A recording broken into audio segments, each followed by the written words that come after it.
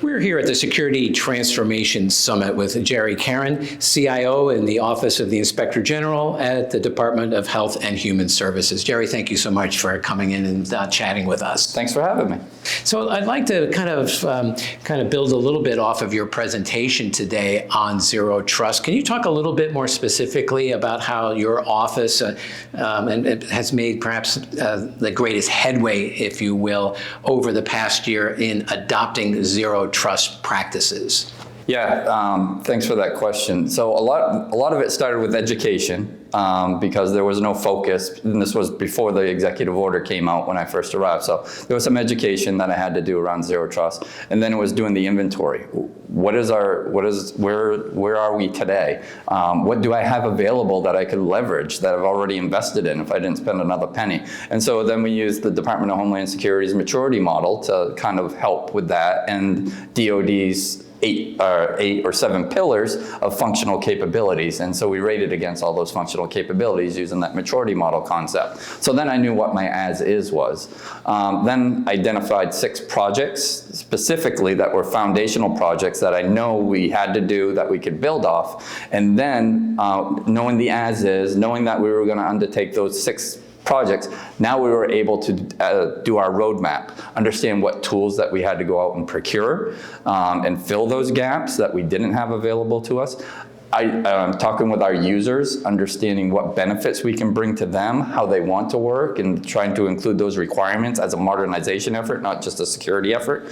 So we've done some procurements now, and now we're starting to actually do some deployment planning and things like that, kicking off some proof of concepts. So we're actually starting where the rubber's meeting the road and actually starting to implement some things. Because now we got a good idea and we have our roadmap for the next few years of those projects we have to undertake with our maturity where we want to be at the end of those projects.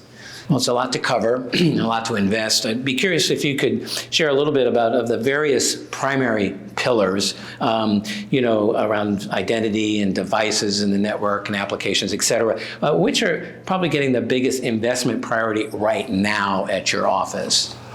So a little bit of each. One of the things is I'm small, I'm a component of a larger agency, and the result of the mission that we have, of course, I have to do things separately from the agencies to avoid any conflict of interest. So we're investing in a shared service, SOC as a service, DOJ certified by DHS. So we're taking advantage of that. So we'll have full 24/7 monitoring of our environment that we manage, as well as we are doing some investments around identity to mature in some areas that we need to mature and do some automation.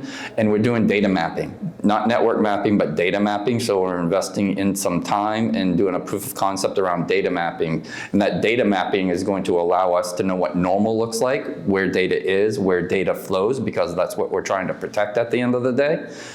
Who's accessing that data, and then that will allow us to do later on micro-segmentation, so we can build, rather than having that castle and moat, or I like to call it the Tootsie Roll pop security of hard outer shell, soft GUI center. Now we're putting tighter perimeters around data and understanding what that data is, how important that data is, and putting the proper protections around that. And then I'm kind of an inside-out kind of person. So I start from the data, which I'm trying to protect. Applications facilitate access to the data. Then we'll look at applications, what we do around applications. Applications need what? They need devices to sit on, so that will decide what we do with our endpoint, which we're making some shifts there as well. And then endpoints need networks. Which ones do I manage? Which ones do I don't? We're looking at doing BYOD, so there's different levels of risk there. How do we protect that? Do manage applications. And then users, right data to the right people at the right time.